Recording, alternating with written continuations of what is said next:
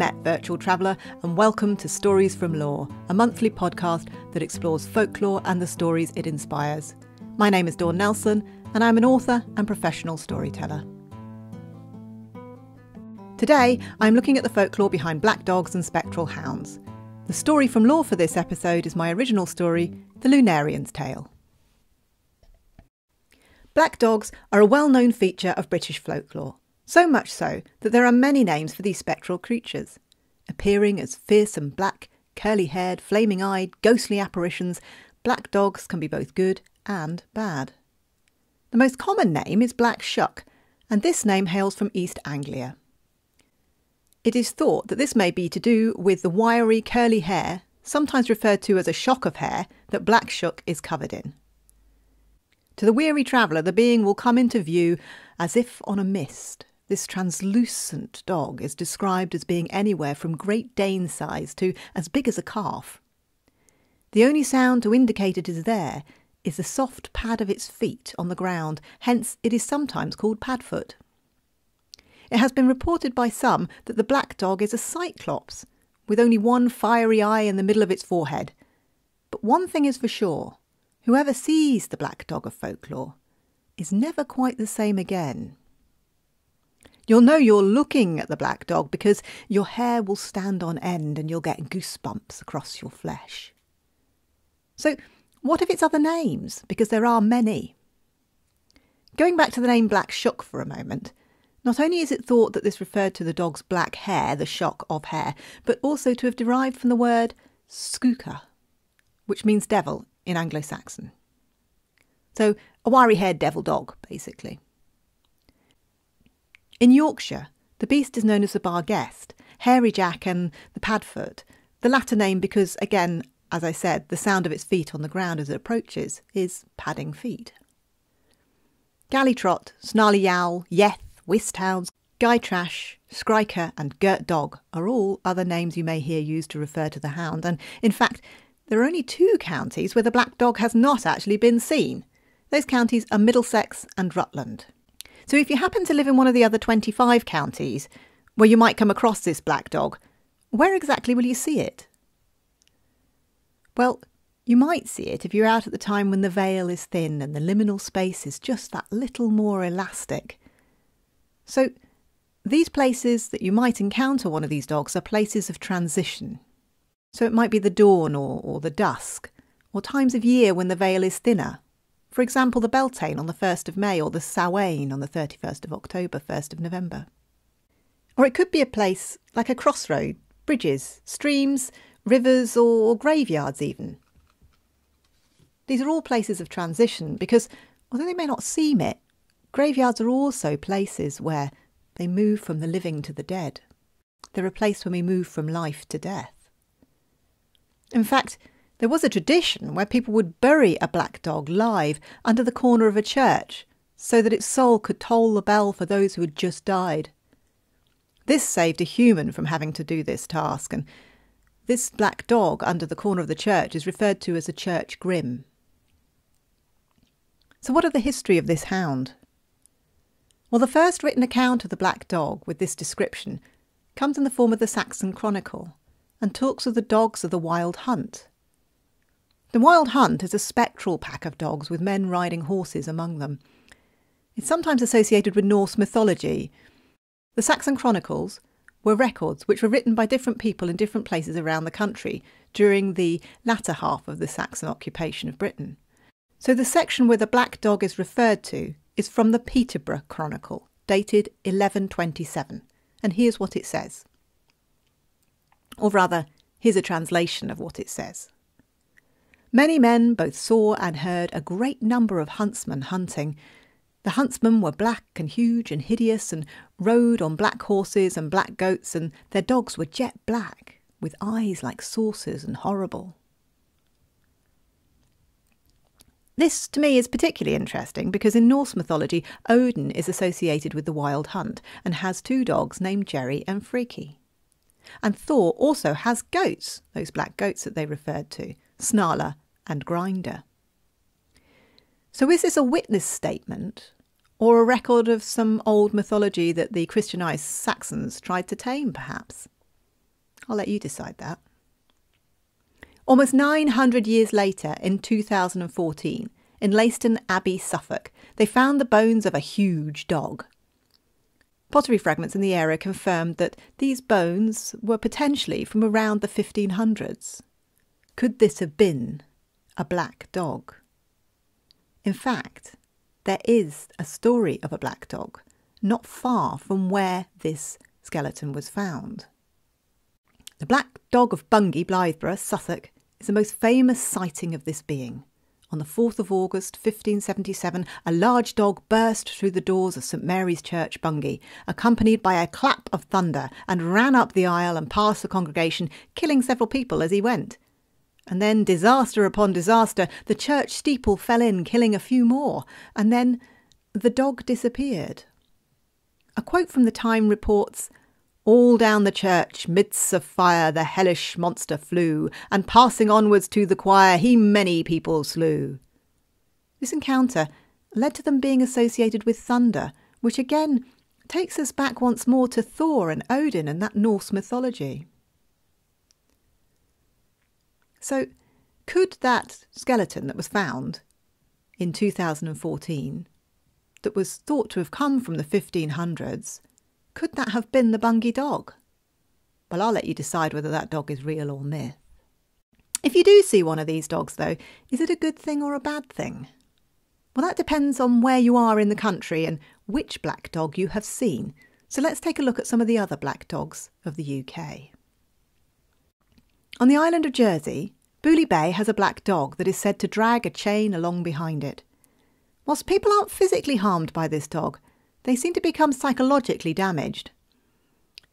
If you visit the Jersey Maritime Museum, you'll find a mock head of the black dog, which was said to have been used by smugglers to frighten people away. The smugglers would put the large model over their head and over their body because it's an enormous mask, if you've seen it. And then they would put the goods that they were smuggling within the head of the dog. It was thought that this would stop people getting too close and uncovering their nefarious business, basically. So did the smugglers make up the black dog of Booly Bay, or was it a myth that was already in existence? Perhaps one of those bits of folklore that have become muddled in history. In Wales, the Cwnanoon are spectral hounds, which are again associated with the wild hunt, and they've been mentioned in one of the oldest stories, the Mabinogion. At Ditchling Beacon in Sussex, there have been tales of a headless dog that walks the footpath all the way to the graveyard. Perhaps it's a church grim gone astray. Further south in Dartmoor are the wished hounds or yesh hounds that stalk the moors. It is these dogs that appear in the work of Arthur Conan Doyle, in particular The Hound of the Baskervilles. So these dogs sound pretty fearsome, don't they? And it doesn't really seem like they're such a good idea to come across in the night when you're walking home. However, there are some black dogs which are considered good. So, which ones are these? So all the dogs I've mentioned so far act as portents and harbingers of bad luck, death and, well, destruction. But there are some that have good intentions. The Moddy Doo of the Isle of Man is said to be a black dog that used to pad into the officers' room at Peel Castle and sit by the fire. No harm came of anybody as long as they didn't try to harm the Moddy Doo. Now, there was an incident where a soldier did try to frighten the dog off, but that ended badly for the officer in question. So the Moddy Doo isn't exactly good, but isn't exactly bad either. In the Shetland Islands, the wolver is a friendly fishing werewolf that will share his food with you if you're in dire need. So this wolver just leaves some fish on your windowsill if you're really hungry. He seems like quite a nice guy, in my opinion. Scottish black dogs guard treasure, and the Gellert dogs of Somerset are said to be guardians of children and lone travellers. So, you see, the black dog is starting to become a bit more of a complex character, isn't he? There is one last legend that I would like to mention, and that is the legend of the Welsh dog Gellert. It is one of a dog who was loyal to his master to a fault, and it is a tragic tale of assumption. But that perhaps is a story that I shall leave you to find out about, a story for another day perhaps, because now I would like to tell you the Lunarians Tale. This is an original story written by myself, and it's about a wronged man, a black dog, and a white cat.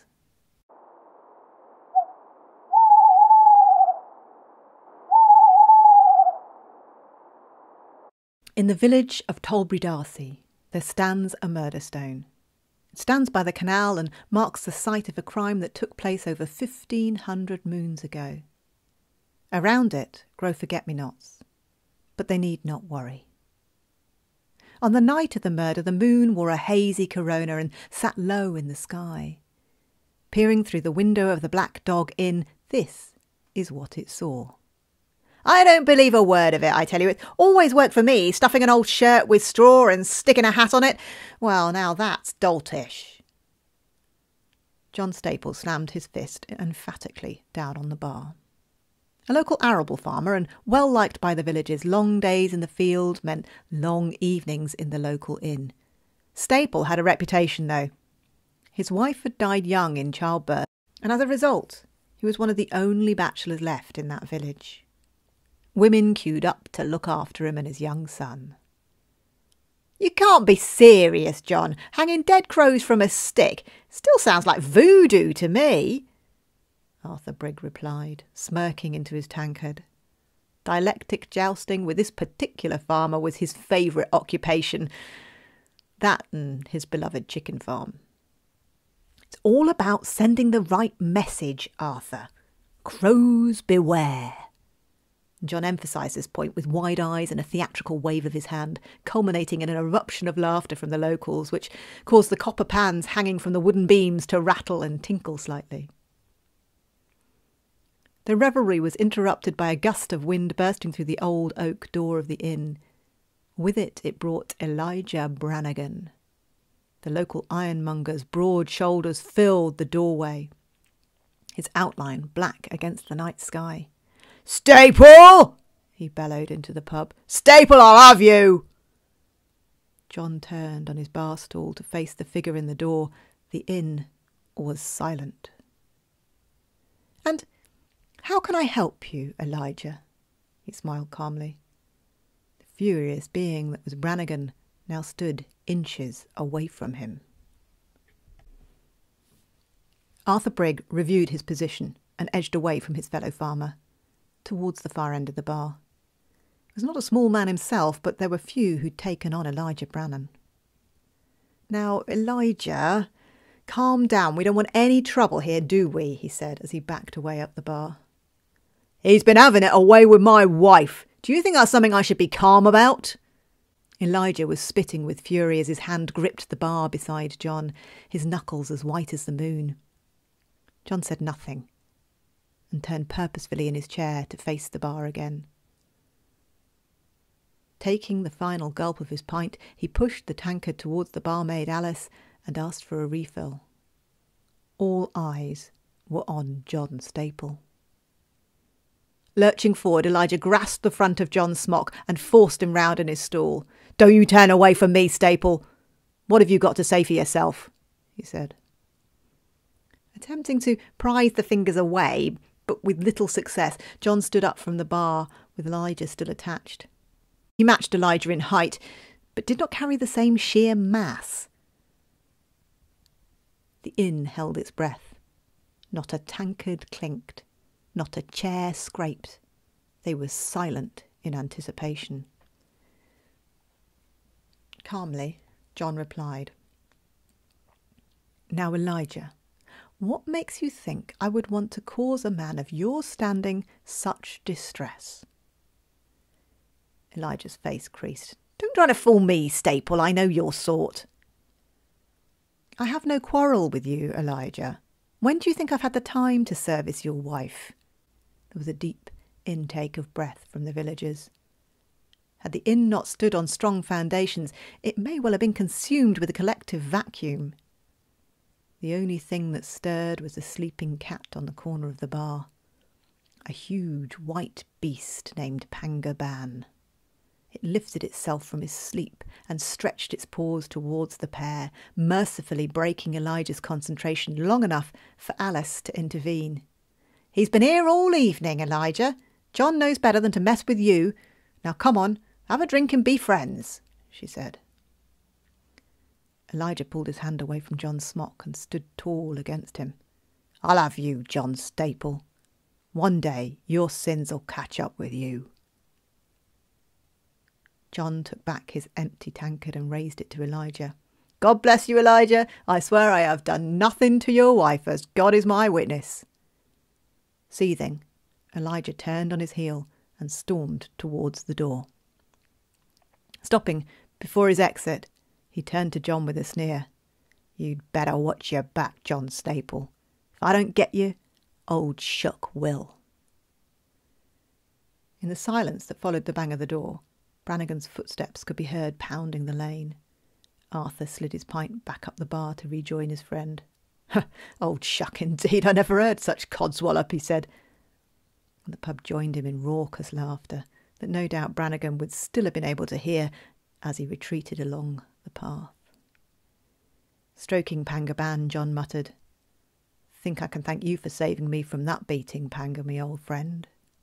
You want to watch yourself, John? Alice smiled, passing him a whisky. Here, you might want that to calm your nerves. Not wrong with my nerves, Alice, but, if you insist. He winked and raised his glass. Alice rested her chin in her hands. Her elbows and ample bosom rested on the bar, imposing themselves on Arthur's horizon. The midwife reckons she's seen old Shuck over 12 times, she said. Arthur continued to drink his pint, transfixed by the view. I wouldn't pay it much credence, Alice. I bet she's seen all sorts in the hours she keeps, John replied.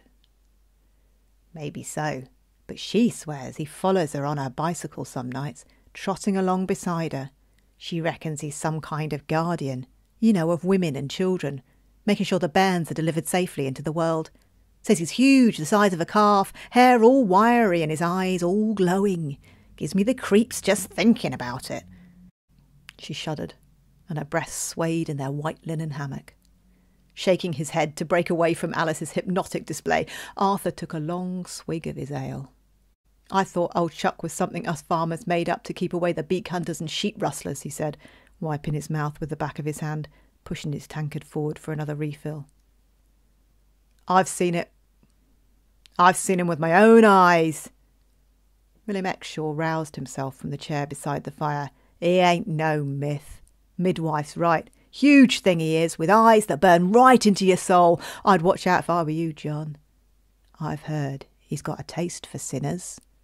The fire cracked loudly, emphasising Exshaw's story. You're crazy, Exshaw, on 2 accounts. Old Shuck does not exist, and I am no sinner. The good Lord would want me to enjoy my life, and what's wrong with that? John knocked back the whisky Alice had given him. I saw him too. A new voice joined the conversation, his silhouette framed in the window, the moon winked from over his shoulder. And what might you know about this, stranger? Demanded Arthur, turning on his stool. I've seen him, sure as the nose on my face, the stranger replied. Arthur tapped his head and replied, acknowledging the stranger's accent. I suggest you get yourself to bed. You southerners can't take your ale. I saw what I saw, the stranger replied. Arthur rolled his eyes at John as he turned his back on the shadow once more. Oh, well, said John, I best get back, Arthur. I've had enough excitement for one night. Daisy's with the boys, so I best go before it's too late for her to walk home. John finished his pint and stood up. Aye, John, fair enough. I might just stay for another, though. He winked at his friend and nodded towards Alice, who was petting Pangaban. John smiled at his friend, patted him on the back and headed for the door. As he left the warmth of the pub, the cold air hit John hard. The alcohol had fuzzed his head and swayed his legs. Retrieving his bicycle from the old oak tree, he looked up at the full moon that would guide him home. If he squinted, he was sure he could see a face smirking at him. It wasn't far to the farm, a short cycle past the manor house, along the canal, across the fields, well, they were his fields, and he'd be home. Wobbling slightly, he headed up the towpath. The moon glinted off the water, and little puffs of smoke from the chimneys of moored barges drifted on zephyrs. His bicycle squeaked gently, and the occasional rustle from the hedgerow was comforting, a reminder that life was close by. The local constable passed him at Chising Lock and nodded a friendly good evening. Cycling on, the moon shone bright in the clear navy blue sky, its light glinting off the handlebars of the bicycle. He breathed in the cold night air and pulled his overcoat closer. Passing the lockkeeper's cottage, he became aware of something that was walking with him. He felt a tingling creep up his arms and into his neck as his hair stood on end. To his right was a dark shape, almost as tall as the handlebars. He could have reached out and touched it if he'd wanted. It was that close, and there was no mistaking the coarse black hair and glowing eyes. He swayed dangerously close to the canal and twisted to see if he could see the constable still, but he was gone, probably into one of the barges to warm up and have a cup of coffee. Turning back to the apparition, he discovered that it too was gone. John shook his head and muttered, "Too much of the grain, Staple. Stick to the ale in future." His breath formed little clouds of moisture, and he sped up a little to ward against the cold. At least that's what he told himself. The wind was starting to gather force, and he pulled his coat tighter still, cycling on against the night. In the distance, on the towpath, he could see a hazy white shape. The bike swerved again as he shook his head. What had Alice put in that whiskey? But another 100 yards on, and there it was, the white furry body of Panga Ban, sat by the edge of the canal, washing his paws in the moonlight. How had Panga got here? Panga was never out the pub. No one had ever seen Panga Ban outside the four walls of the Black Dog Inn, ever. As he got nearer, John hopped off his bike and went to stroke the familiar friend. He stooped towards the edge of the canal, his bike dropping away from him, stretching out his hand to stroke his old friend. There was nothing there. He anticipated the warmth of the cat's fur, but it was missing as he reached out for what he'd seen only seconds before. There was just nothing there, just fresh air. Standing up again, he felt something hard hit the back of his head. He heard the thud of the wood and the crack of his skull as the world went black. His limp body pitched forward and into the canal. Ever watchful, only the moon saw him floating in the still water, prone with outstretched slack arms. It watched until no bubbles remained, no bubbles glistening in its light. The stone by the canal stands in memory of John Staple. Only the moon knows it wasn't old Shuck that did for him. Instead, it was a friendly white cat and the wrath of a wronged man.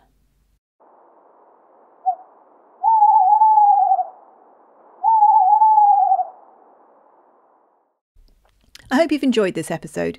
You can find an extended version of it featuring the white cats of French folklore and the story from the lore, Catwoman, on my Patreon, Rewild Yourself Through Story, as well as digital zines and audio stories. You can find this at www.patreon.com/DD Storyteller, and I do hope to see you there, as I would love to tell you another story. Please consider leaving me a review too, as reviews help these stories to journey out into the world and reach new audiences. You may notice that Season 1's shows are being released weekly, and that's because these shows were originally aired as live stream shows earlier this year, and I've now converted them to audio for the purposes of the podcast. Season 2 will be launched in the new year, and the episodes will then be released monthly. For more stories woven with folklore in the old ways, you can also find me on Facebook as DD Storyteller and on Instagram as @DD_Storyteller. I also have a Facebook group called Stories from Lore, and there we share folklore and music and books and chat a little about the podcast. Thank you for listening, and I'll see you again soon for more Stories from Lore. Toodle pip!